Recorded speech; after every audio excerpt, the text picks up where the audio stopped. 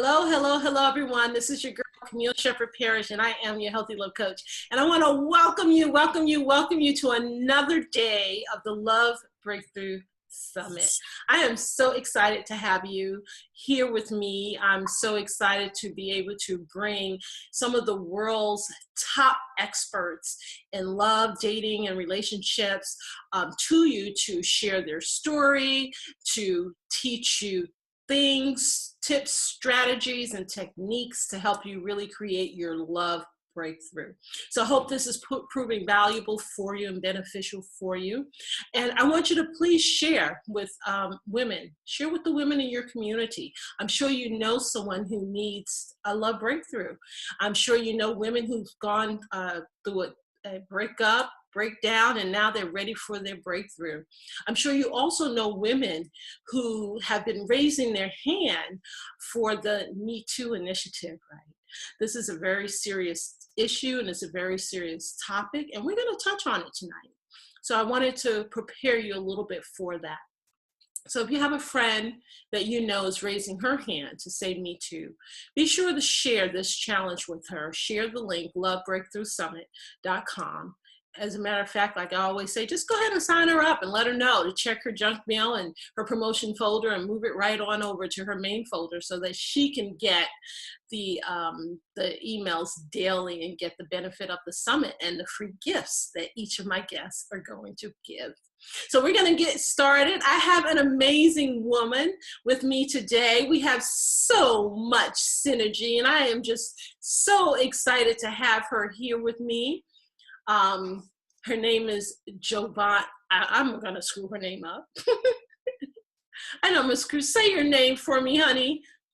Anna, I'm a spiritual love coach and healer. Yes, Giovanna. Her name is spelled more scarier than it actually sounds. There are lots of letters. So Giovanna Tisdale, and I am so excited to have her here with me. Her and I have so much synergy. I am so excited about today's session. She is a certified master coach. She's a mindful practitioner. So as you can see, we have a lot in common right there. She's also a Reiki master, and like me, she's very intuitive. And she calls herself a spiritual love coach, and I'm a healthy love coach.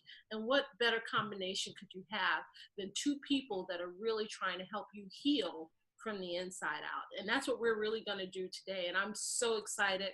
I'm so humbled to have her here, and I'm so happy to present her to you. She's doing amazing things in the world. And we're going to jump right into it. Why don't you tell us, Giovanna, how did you get into this work? I was actually pulled into it. It was not my intention to go into relationship coaching. In fact, I was trying to stay away from it just because I felt like I had been in so many relationship messes. And it turned out that mess became my message. And just using, my life story and going into coaching to learn how to better, present my skill set to help people. And I just was tired of hearing so many women share the same storyline of being in unhealthy or in abusive relationships. And I really want to change the way we are approaching love and get it back to what love should be instead of what we are seeing it modeled as today. So we're going to be talking about breaking barriers, ladies. We're going to be breaking the barriers of self-love, and then we're also going to be talking about breaking the barriers of domestic violence. And really, if you're ever going to break that barrier of domestic violence, it's going to have to start with self-love. A lot of right? And a lot of times we don't love ourselves enough, or we have a lot of fear because of our situation. And we're going to dive into how we can break through some of those barriers. And I'm going to get right into this. And so tell me, and I want us to have a real transparent conversation. So we are, because I made a mistake, right? So this is real life, ladies. Yeah. None of us are perfect, neither am I. And so tell me, have you experienced domestic violence? Absolutely. In my early 20s, I was a young mom. I had my daughter when I was 20 years old. And when she was about 6 months old, me and her dad moved in together, and I found myself in the middle of an abusive relationship. Did not know what to do. And the way that it just progresses on you, it's not like you immediately know, okay, I need to leave. There's, you know, a method to it. And you are in the middle of it. You are isolated from people. So like there's nowhere to turn. And I can definitely relate to that. Just to share my experience and to be fair and transparent, because I don't want you to just share your message and me not be just as transparent with my situation. My first time dealing with domestic violence. Well, first of all, in my younger childhood, I mean, probably at the age of about 6 or 7 is my early memory, I was a victim of sexual rape and assault. Most of the women in my community know that I have been raped and molested by 7 different individuals multiple times, and one of them was a woman. And so that was my early childhood experience. And these were mostly family members or friends of family or, you know, people that my family knew. Which is really how most women or young girls end up being in a molested situation or rape Right. situation, right? And then this, you know, so I experienced that through most of my childhood. And then when I became an adult, just like you, we have a lot of synergy. I think the universe, God pulls people together for a purpose. Because listen to this, when I was 20 years old, I too had my first child. Wow. And so, and I married him. I was pregnant out of wedlock, which is something that today I don't condone because of all of the experiences I've been through and what the scriptures say.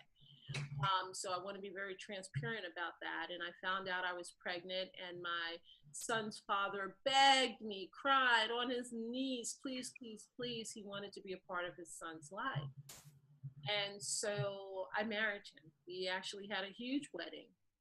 And on our wedding night, and so we were married, I think in the month of April, my baby was born in July.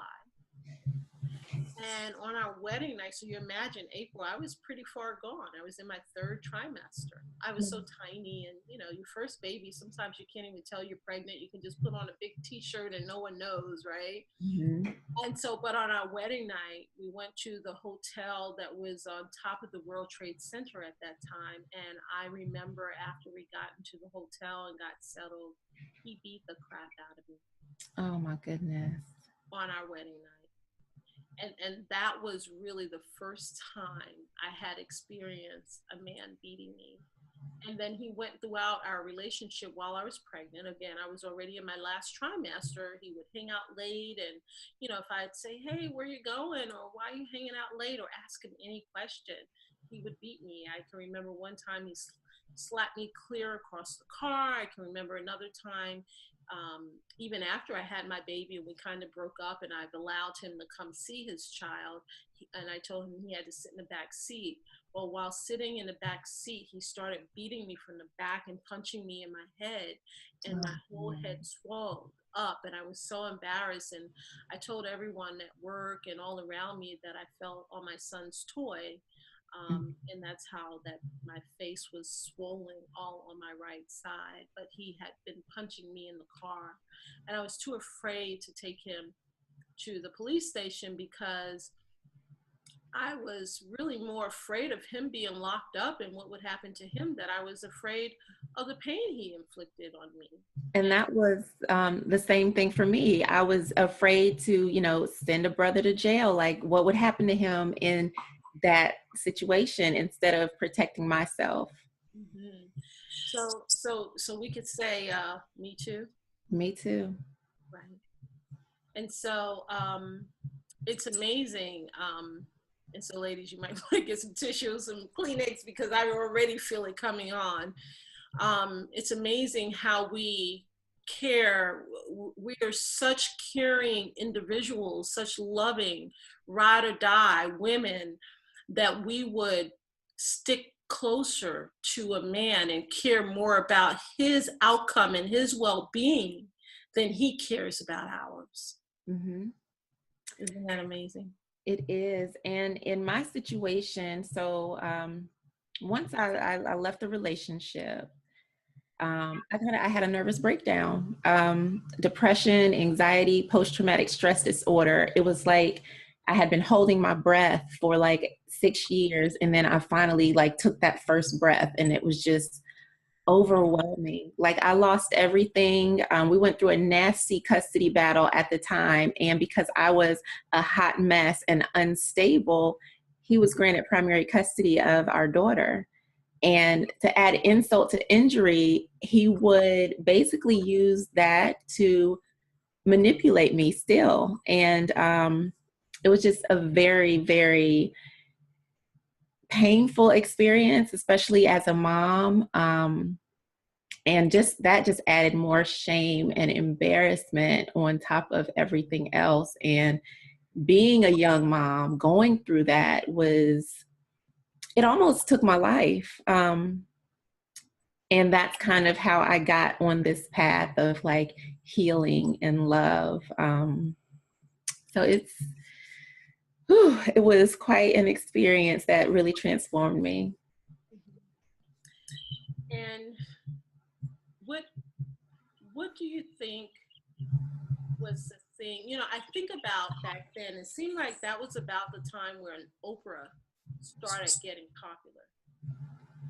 And I remember still to this day that Oprah had an episode talking about planning your escape. Mm. And I said I had to plan my escape. Now, we got married in April, and my escape was in August. Mm-hmm. It took me all that time. I kept trying things. He'd come home, and what happened is he had a drug problem. I was young, so I didn't know, anything about really how drugs affected you. No one was talking about it the way they're doing today. Now we're going back to like 1986, 1987, 88. And so we weren't that open about things and about drugs and the impacts of it. And so he would get high and he would drink and he'd do a lot of coke and he had a lot of colorful pills. And he always asked me, did I want some? I didn't know anything about them, but I knew I didn't want any of those pills. Right. Because I was just afraid. I was just always the chicken of what they would do. And I could remember at one time I was around some girls doing coke, and they were like, come on, do some, take some, try some. And I was just too afraid to do it because I put a little bit on the tip of my tongue because they kept pressuring me to just see what would happen. That's as far as I would go. And for the rest of the day, I was draining and dizzy. Like that was just a tip on my tongue. And so I was afraid. And so when I was with him, this was after that, I realized I didn't want to try anything because I was too afraid of what really trying a full pill or a thing of coke would really do to you if that little bit on my tongue had impacted me like that. And so he continued on and he abused me. He allowed his friends to abuse me. I went to my dad's house. I was afraid to tell my dad because my dad had 3 guns and I knew my dad would kill him and he would be in jail.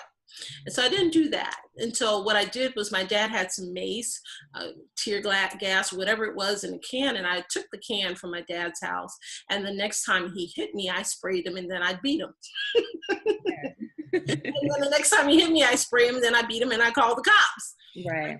Thinking that I would solve it myself, but he kept beating me worse and more and trying to find my can of spray and beating me worse and more. And I kept calling the cops. And finally, one day when he went to work, I planned my escape plan and I packed up all our stuff. I had movers come in to help pack me and my son's clothes and all of our things in our house, and we moved to a different place. And so when he came home, all he found was his stuff sitting out in the hall by the compactor room. He couldn't find us, and I never let him know where we were. And I think that's very critical. Oprah taught me initially how to create an escape plan, and so I do teach women who I do support from time to time with domestic violence on how to create their very own escape plan. Mm-hmm. And one of the things that I've learned, and you can share your experiences as well, is that you have to keep your mouth shut when you're planning. A lot of times we want to talk about wait until this happens and I'm going to do this and you watch, you're going to see. But the Yeah. best thing you can do when you're creating your escape plan is map it out mentally. Mm-hmm. Maybe even share it with a close confidant. I find that if you tell a friend that you're being abused, verbally, physically, emotionally abused, you know, it makes it more real. And any commitments that you've made to leave the relationship are kind of etched in stone because someone else knows. You Right. find that when you share it, someone else knows. So if you're being abused, ladies, if you're in a toxic relationship and you're being emotionally or physically or verbally abused, tell someone because it has power. It will start to make you understand that you need to get out of that situation, and you can start to plan your escape route and put your money aside, you know, get an apartment secretly or another home or stay with a friend or whatever you need to do to escape that situation. Absolutely. And for me, not really having anyone to tell did me a huge disservice. So now I know that, there's lots of different organizations and, assistance available. So always reach out for help because you are not alone. And there are so many people who are available to help you. Absolutely, absolutely. And you mentioned that there's no one to tell anybody, right? Because I don't remember having anyone to tell either. But why do you think that most women feel like we don't have anyone to tell? I think a lot of it goes back to when we're raised and we're told that we don't tell our business, we keep our business in our homes. And then you're made to feel the blame for how you're being treated. So you feel defective. Oh, something must be wrong with me for me to be treated this way. And you may eventually start believing that you deserve it, but there are so many different factors that come into play. But a lot of it is like, that don't tell policy. And that's something that we need to stop, that, we need to tell, we need to speak up so that we can put an end to the cycle of violence that goes on. Mm-hmm. And yes, that's very critical. I find that a lot of women, they carry that blame, shame, or guilt Mm-hmm. within them, and they feel, and shame is very disturbing to women, to anyone, because when we carry shame, shame actually says, I am wrong. I have done something wrong. And a lot of times, because of society, and because of social media now, and the fact that we need to look good all the time and pretend we have a great life, Right, right. and all of those things, that everything is perfect, we are ashamed to speak our truth. But I'll go back to scripture every time, right? Spiritual love coach. Yes. Truth will set you free. And it absolutely will. Once I, was able to share my story and start talking about it more, that is when the healing began. And that's when, people come up to me and say, oh my gosh, that happened to me too. Mm-hmm. Or that helped me. I'm in a similar situation and now I know what to do. So if it took me having to go through it and enduring it so that I could share and be the light to light someone else's way, then, then I'm serving my purpose. And what I find also, and again, tell me what your thoughts are on the topic. And ladies, we're talking about this topic because we both work with women with domestic violence and to help them heal. We just go about it two different ways, Mm-hmm. but we both are doing the same type of work to help you heal yourself, Right. help you release yourself, help you forgive yourself. Sometimes you have to forgive everyone else for everything that they have done to you, whether they've apologized or not, just so that you can move forward. And I find that that's a very critical thing. And when we don't really work with someone, or we don't, what I find is that a lot of women don't really know that their situation is dysfunctional. I Right. speak with several women this week, and over the years, I've had women tell me that, their fathers have exposed themselves to them as a little girl. I've had, boys and men tell me that their father has actually had sex with them and all of the children in the family. Mhm. I have had women tell me that, their parents, one or both of them, have been in jail. Their parents did drugs. They're a product of a teenage pregnancy. And so they had to end up really helping their mom and teaching their mom a lot. And their mom ended up in some cases having mental illness. And that's also where I was a victim as well. My mom was diagnosed with schizophrenia, paranoia. And so she was afraid of everything because everybody was trying to do something to her all the time. And so that impacted our lives. And so we grew up afraid, always looking to see what was somebody going to do to us. And we couldn't drink at even our grandmother's house or our friend's house because my mom had instilled in our mind that they were going to try to kill us. And so we better not even drink or go over their house or even have any association with them. Right. But I mention those things because what happens to us is that our dysfunction becomes normal to us. Right. It becomes our new normal. And ladies, I want you to realize that the things that we're talking about today are not normal. No. They are dysfunctional. And sometimes because we are not socialized, and I think of is it 13 or 15 of those children that were found in the home in California with their parents chained to a bed. Mm. They were not given proper food. They were malnutrition. I think the 30 or 29-year-old young woman that was there, one of the daughters, she was only 85 pounds. And some of the kids had no idea what a police officer was. This is how abused. And I just think of the therapy that they're going to need to even pull through the emotional damage that was done. Right. And that was a shocker for me, like realizing this is not normal. Mm-hmm. And what that triggered in me is, well, why did I accept it as normal? And how did that become normal? So it kind of helped me to reflect on, my own ideals. Well, how did I get in this place? Because I stayed in that victim role for a long time. And it was just keeping that story playing. And it made the pain live on a lot longer than it needed to. And once I was able to shift out of, he did this to me, and start to look at it from a different perspective, like this is what happened, but this is where I am, then I was able to start healing and start to learn some of the things, some of the lessons from that situation.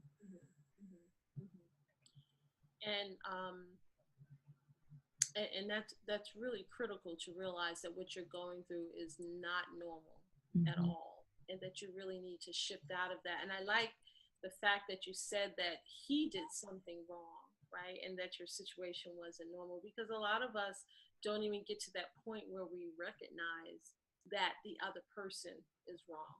Mm-hmm. Yeah. Absolutely. Yeah. And so ladies, if you are in any of these type of situations, a lot of times I talk to women and they say that, yeah, I've been through stuff. And, I'm cool. I'm good. I got my PhD, my MBA, my bachelor's degree.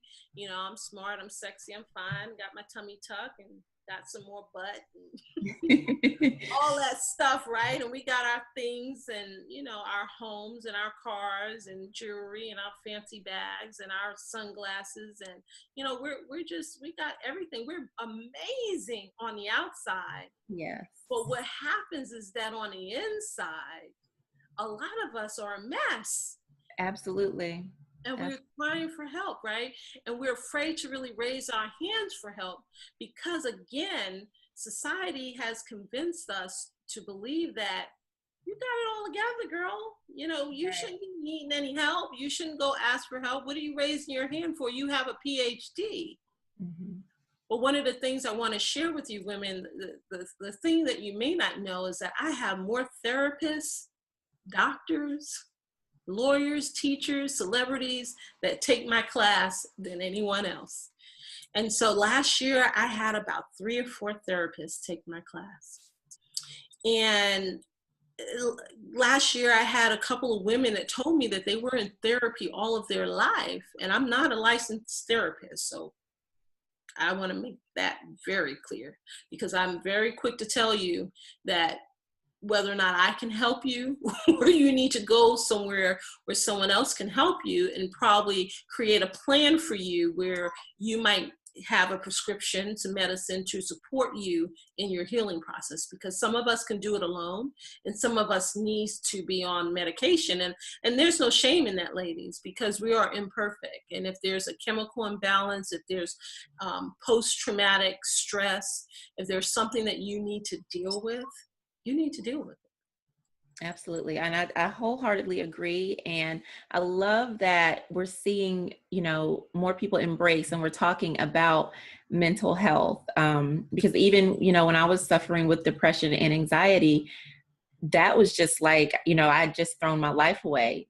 My family was like, just very, like passive. I was just crazy and there was nothing wrong with me.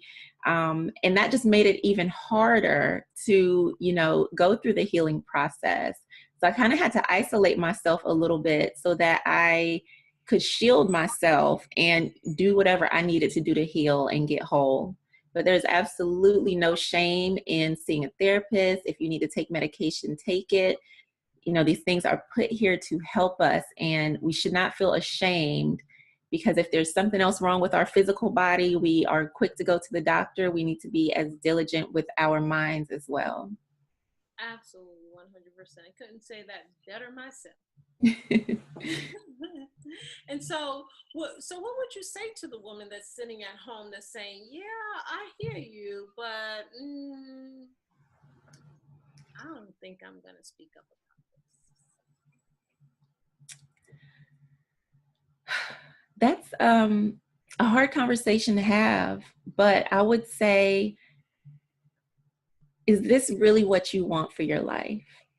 Like, is this really what you want for your life? And especially if you have little ones, if you have children, you have to think about, you know, what are they seeing? And is this what you want to instill in your children? Is this the legacy that you want them to know that relationships are? But I think deep down, if you feel like you aren't going to speak up, you really just have to ask yourself, is this really what I want for my life? Mm-hmm. And that's so true, and that's so powerful. It's really important. And for so many women, I really encourage you to get the support you need before you get into a relationship. A lot of times we think that by getting into a relationship, it will fill those broken pieces of us that were broken as a little girl, and we grow up and we still have this grown girl-ish to deal with. And I want to really encourage you to not make a man or look to a man to provide you happiness, peace, joy. No one else can do that but you. And you can't look to a man to make you whole either, because that's going to be something between you and your creator. Right. Absolutely. And that's the only way you can truly be made whole, because I hear so many women say, when I have a man, I'll be whole, I'll be happy. But what's happening subconsciously is that we really are looking for this man to fill these empty gaps, to do, you know, to fix our daddy issues, to fix our abandonment issues, to fix our abuse and rape issues. Right. And that's really not how it works. What happens is when we go through experiences, whether, you know, when we're little girls or whether we're big girls, and we never take time to heal. And I see so many women, they go from this relationship and then they jump into the next relationship and then the next person and this situation. And there's never a pause point. There's never that time for healing. So not only are we still dealing with the things from our childhood, but now we're building up, you know, bag after bag after bag, like Erykah Badu and her song, Bag Lady. You know, at some point you have to put those bags down because you're going to get stuck and you're not going to be able to move. Right. And that is so true. You have to really be able to pause and stop and really get the support and make the shifts that you really need to make. And you can't run from relationship to relationship because it's not going to fix the problem. It's not going to heal the problem. It's not going to change one thing. As a matter of fact, and you can tell me again if this is what you find when I work with women and men, I find that men often tell me that they meet women and they can tell instantly that she has some issues. And I've had a lot of women tell me that, you know, a couple of guys have taken them out on a date, and his first question to her after they started eating and having dinner and getting into conversation was, have you been abused or molested or raped as a child? Wow. And so men are starting to be able to recognize the signs and how we behave. I don't know if women realize that when you put that wall up, when you tell me that you have a wall or masculine energy, to me, that's telling me that you have some grown girl-ish Right. addressed yet, right? Right. When you're getting triggered and you're ready to go bust the windows out of somebody's car, Yes.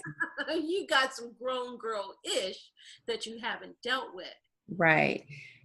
And when you say that, it just, because there is so much, you know, just combativeness amongst women. And like you said, a lot of that masculine energy where, you know, women are feeling like we have to exert some sort of force or some sort of power instead of standing in our feminine power. And that is because of all of those hurts. We feel like we have to go out here and, you know, fight the world. We got to conquer the world. We need this big shield.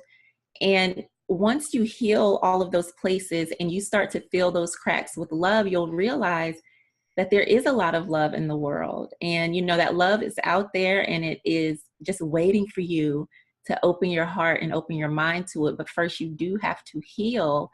And if you are broken or hurting, you'll notice that you will attract those that are also broken and hurting.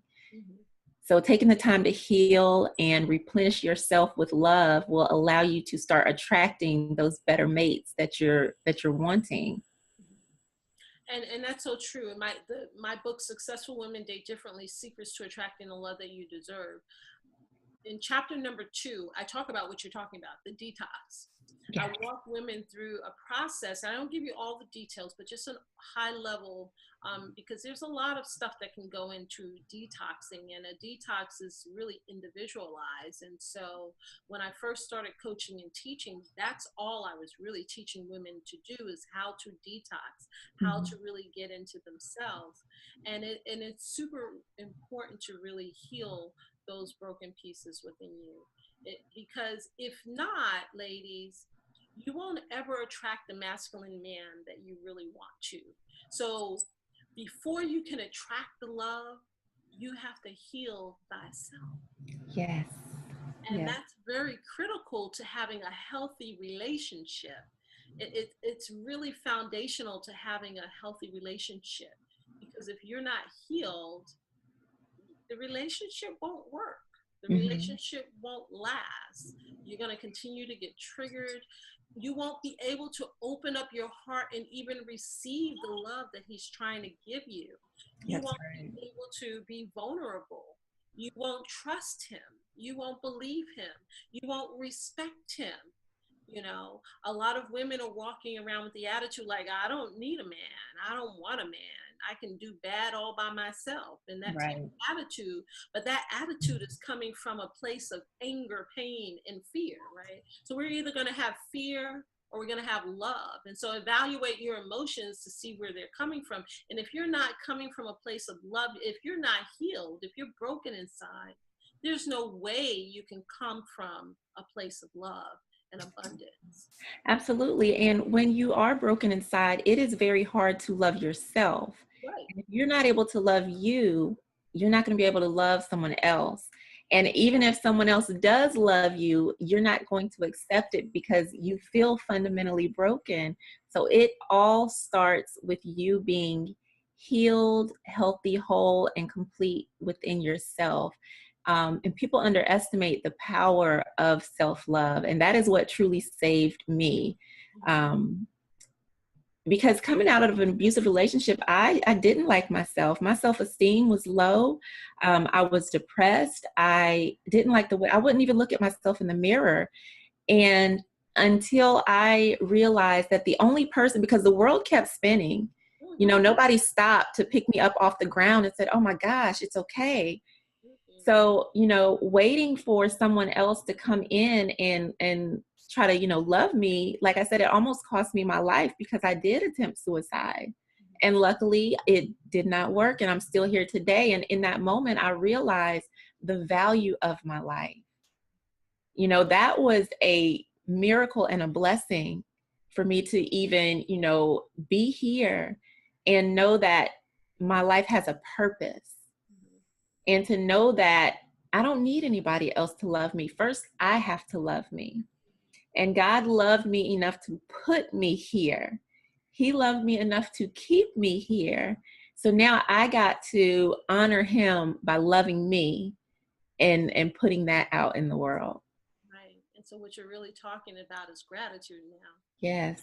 I remember my day too, where as chicken as I am, I stood by the window of where I was living back then when I was about 20 years old. My baby was still like fresh born, and I was still considering, I'm sure with all my abuse from my husband, maybe I had a little postpartum depression and just my victim mentality and just the pain that I wanted to go away. And just like you said, to feel that nobody even cared. The world was moving on and I'm here like breaking apart, falling apart. And I felt like I had no one. And I opened the window and I just said, no one cares. It doesn't matter if I live or die. It just doesn't matter. And a very amazing and magical thing happened at that moment. My baby started crying. Yeah. Really loud. And my attention started going towards, no one's going to hear him crying, you know, if I jump out of this window. And so my attention turned to him. And so the feeling passed at that time. And all I can do after he started crying was to sit on the floor and just put my arms around myself and just in a corner. I still remember crying and praying to God to just put your arms around me. Yeah. Please let me know that you love me and you care and I do matter. And I just remember feeling that way. And I don't remember what happened after that. I think a friend called me and she came over and got me. and from that point, I realized that God really heard me. Yeah. And then as we're talking about, I began to start to try to heal and not get triggered so much and live from a place of gratitude and love and forgiveness and openness and kindness and compassion. Because what I learned based on the scriptures is that God is love. Yes. And if God is love and he created me, that means that I am love. Absolutely. That means that he loves me, so I have to love me. Yes. And so I began to come from that place and I began to now shift from a low vibrational frequency to a high vibrational frequency, because at that point, you know, when you get the support you need and then you get the support you need from God, you can't lose. You cannot lose. Absolutely. That's a winning thing. And ladies, and that's why I do this summit, because someone in this summit will resonate with you, that will be able to work with you and help you heal whatever's going on inside and do your inner work so that you can shine from the inside out. And so that when you do attempt to get into a relationship, you won't have to trick or trap a man to love you. You won't have to hunt for love. You won't have to beg. You won't have to look at your phone all day long to say, when is he going to call me? Or he didn't call me after that first date, or I'm trying to figure out why. And you won't be thinking, hey, I need to give him sex, because if I don't sex him or let him sex me, that he's going to move on to another woman. You won't have those thoughts, and you won't have that problem when you do your inner work from the inside out. You'll be able to attract organic love and attract a man who wants to be in a relationship with you. As a matter of fact, he will be chasing you and chasing you and chasing you to be in a relationship. And you'll be like, why are you stalking me? That happened to me. Actually, me and Nathan, he was stalking me. And I'm like, why is this dude stalking me? Right? Because he will chase you down because he loves you and he wants you to be his wife. And that's a good problem to have. And many of the women that I work with, right, they have that problem because they've done the internal work, the inner work, and now they're able to attract a man organically and not superficially with following dating rules and tricks and tips to trap them. You know, some women even get pregnant to keep a man and all of this kind of, that's not going to keep him connected to you, not even to the baby, because you have to realize that when a man has sex, it's a biological function for him. But when you take the time to heal yourself and he can see you as a person he wants to build a future with and create a connection with, that's what makes him stick to you. It's not the sex, right? It's the connection. Right. And I think that because sex is so glorified, and, you know, love in itself is a beautiful thing, but I feel like it has been misused and misunderstood. And that's why, you know, I put spiritual love on, you know, my title, because I want that deep connection. I said, you know, the man that abused me said he loved me. Mm-hmm. You know, the other relationships, they said they loved me. Even some of these friends that I had that hurt me in friendships, they loved me. So I don't want that love. I want that spiritual love, that internal light that is within us. I want my light to shine, and I want his light to shine. That is the love that I desire, not this superficial, you know, ride or die chick or, you know, temporary kind of love. I want that deep love. Let's talk about some of the signs that women can recognize to know that they're in an abusive situation. I know, you know, sometimes if you're in a relationship and a guy is getting triggered over little things, you know, maybe you didn't make his food right, or maybe you dropped a piece of paper, or you didn't, you know, do something, and he's triggered and he's ready to fight and he's getting angry, and then he's, oh, I'm sorry, I just had a bad day. And he continues to do that, right? Even if he does it one time, that's a sign. That's a red flag. Aggressive behaviors. It might not start as hitting you. He might just throw something. Mm-hmm. And, oh, it was a mistake, like you said. Mm-hmm. But then it happens again and it escalates. Mm-hmm. And unless you are paying attention, because it can be so subtle, and because the sorry comes after it, mm-hmm. you don't pay attention. But this is my rule now, something that I learned. Too many sorries just makes you a sorry person. Mm-hmm. You should not have to keep apologizing for the same behaviors. And it's okay to not accept someone's apology. You don't have to accept it. Mm-hmm. Once it happens, 3 strikes, you're out, or maybe 1 strike and you're out. Mm-hmm. But you have to set that limit for yourself and say, okay, if this happens 1 time, that's it. Mm-hmm. But when you allow it to continue to happen, now it's a cycle. Mm-hmm. And you get caught in it. So maybe you don't see that, okay, this is a pattern. This is not healthy. So really being aware of their behavior and their actions. And I think too, just having those conversations and feeling out their personality. Well, how do you respond if you have a bad day at work? You know, what if a deal doesn't go through? What happens when, you know, someone angers you? Like really digging and having conversations to see how they act and how does their energy flow. But we don't really get to know a whole lot of people before we get into these situations with them. Situationships is what I call them. That me too.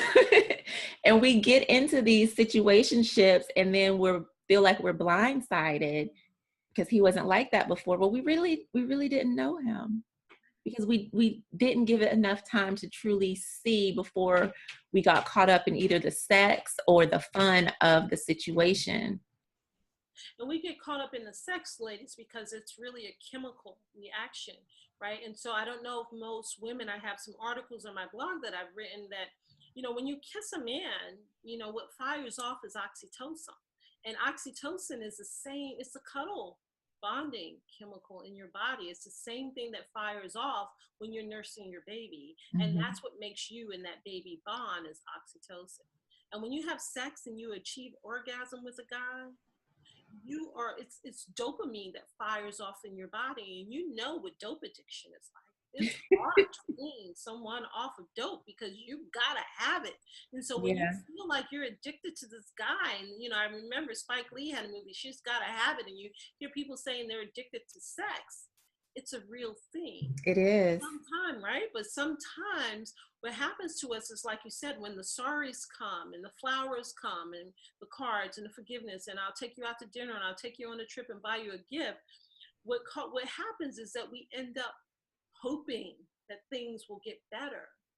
But what I really encourage women to do, and I write this in my book as well, is to close your ears. Put your just symbolically keep your hands over your ears. In other words, don't listen to his sweet, deep, sexy, dark voice that's vibrating through your body, and watch his actions. Yes. What he's doing, like you're watching a silent movie. You can see if his actions are consistent with his words, because those words, especially if your love language is words of affirmation, or the way you love, I think Tony Robbins has the 6, things, human needs that people have. And if one of them is really, really hearing the words and needing someone to talk to you and stroke you in that way, you're going to be fooled. Right? And so I wrote this quote. It says, and this is an original quote by me: hope is strong, but hoping in the wrong person can kill you. That is deep. That is absolutely true. Wrong, right? And then the abuse gets so bad. My dad would tell me that, you have to know when to leave, because if you stay too long, it's going to progressively get worse and worse and worse. And it inches. It's like you give somebody, that saying, you give someone an inch, it just inch, like you mentioned.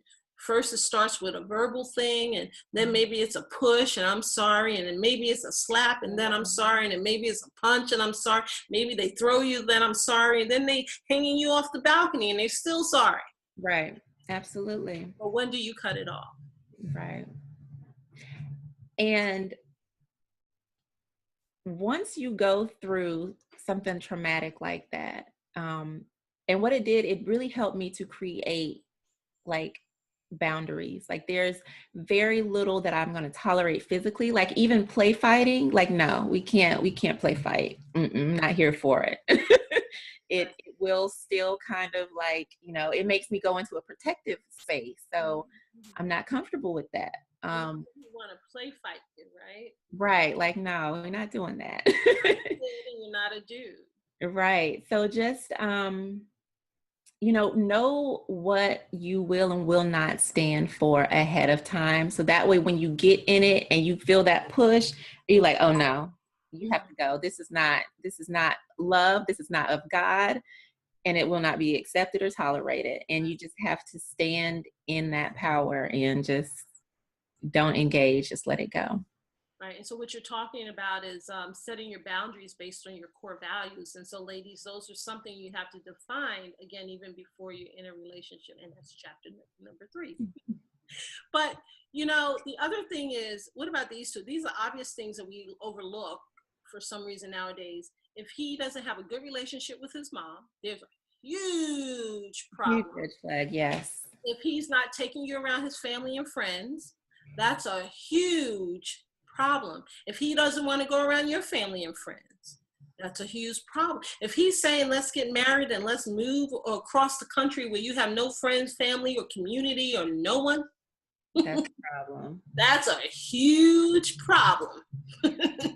So be aware of some of these signs, because men will try to put you in a situation where you're controlled, where you're stripped of your dignity, your respect of who you are, and you will become a mere shell of who you are, and you can actually become very dependent on him financially. Sometimes these men who are controlling or abusive, they don't want you to work. They will happily tell you, I'll take care of you.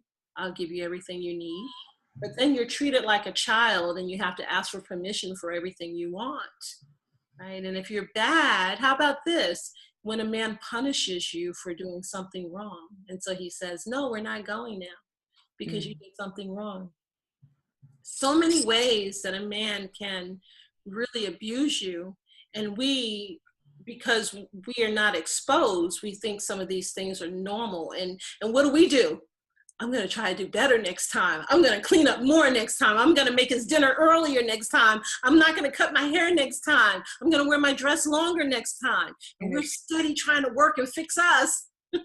Yeah. And sometimes it's very subtle. Sometimes it's, no, don't go out with your girlfriend, stay home.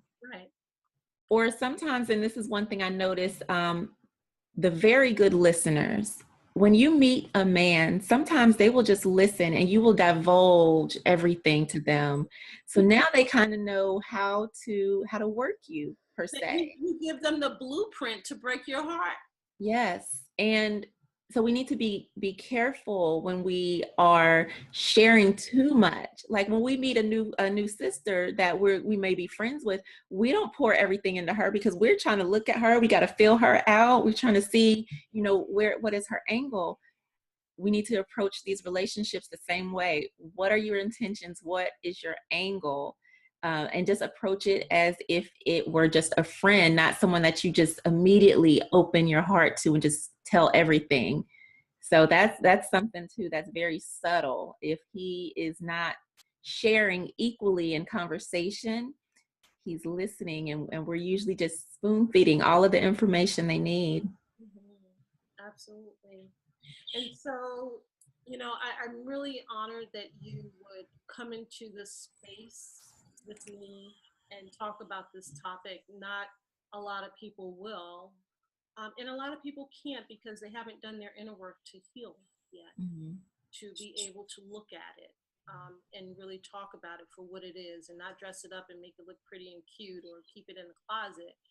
I don't mind bringing it out and showing everybody, hey, this is what it is. Right. And not in a victim way, but in a way to really help someone else. And so I loved what Oprah said during the Golden Globe Awards. She mentioned this is the year of the woman. It is. This is the year that all women have to come together and help each other, especially with these situations. This is the year that we're coming out and saying, me too, and not be ashamed of it. Right. And this is also the year that we don't want not another woman to have to say, me too. That's right. Absolutely. And I just really want to encourage women, no matter where you are in life, no matter how successful, no matter if you feel like you're not successful, no matter what you are going through, you can truly heal from that trauma. You can release it, and you are still worthy and deserving of love. So don't think that your past is going to dictate your future. You can make changes. You can have your love breakthrough and really, truly attract a man that deserves you. So don't think that it's over for you. Don't count yourself out. Just keep doing the work, and there are plenty of people available that can assist you and help you get to the other side of your breakthrough. Absolutely. When you do attract the love that you deserve, ladies, and he is the one that wants to be with you and cherish you for who you are, not just respect you, he won't try to pimp your pain. Right. That's why women are really confused about the dating game, because men are pimping your pain. And you have to, get out of the pimping game, and don't let them pimp your game, to pimp your pain like that. Don't do that. Do your inner work. And so when you talk about your pain, you can talk about your pain in the manner that we are doing today, and not in a way where it's still hurting us and we're still mad and we're ready to go bust the windows out of someone's car, but in a way where we are healed and we're ready to extend our hand and our heart to help the next person. Yes. So tell me, we ladies, I appreciate you being here today. And like I said, please share the summit, share this video with someone else that you know is crying in a corner that's saying me too. Someone else that has been abused by their mother, their father, someone who's been beaten or battered, someone who's dating a narcissist, one of your friends who used to go out all the time and now she doesn't go out anymore because you think she's just in a relationship, but you don't know, perhaps she's in a toxic relationship. So if she can't go out at night, invite her out to breakfast or lunch, or invite them over so you can see what's going on with her and check in on her and make sure she's okay, and let her know that you're there for her. And so we don't want to keep this type of stuff in a closet anymore. We want to really talk about it, because we really need to stop it, you know, when we're little girls. We need to break the cycle. You know, I gave a talk one time from the stage, and afterwards, so many women came up and told me, I think my husband is sexually molesting our daughter. And so this is one of the biggest travesties when it's going on in your house and you love that man more than you will protect that child. That's the worst thing you can do, ladies. And so if your child is coming to you, I'm a product, a victim of a mother who I went to tell her that I was being raped and molested, and she didn't believe me. And therefore she didn't help me. She was not my hero, my shiro. I kept going, continuing that cycle until I became an adult or a teenager and I was able to break free myself. So listen to your daughters. Yes. Listen to your children. Even if it's your man, you will get blessed with another man. You cannot replace that child's childhood, their self-esteem, their confidence, and you don't want to be held responsible for raising a broken child. Absolutely. Thank you, ladies, for joining us today. This has been really powerful. Tell us what gift you're going to give to the ladies today. I have a 20-minute guided meditation for healing and love that you can get access to, along with the Spiritual Love Empowerment Library, which has a few more resources in there to help empower you in love and life. Thank you so much. So ladies, make sure you click on the link below this video so that you can take advantage of the gifts that are being so generously offered to you. And for those who want to continue to connect with me as well, please go to my website, CamilleSheppard.com or lovebreakthroughsummit.com, so that we can get connected and we can help you. And if we're not the right people to help you with your healing work and to help you break free from your situation and to move forward, we will definitely connect you with who you need to be connected with, ladies. I wish you love. Thank you so much. You're welcome. It's a pleasure. Have a great day. You too. Bye, ladies. Again, I want you to share. Please share this summit with others. And I look forward to spending another day with you in the Love Breakthrough Summit. I wish you love. Bye, ladies.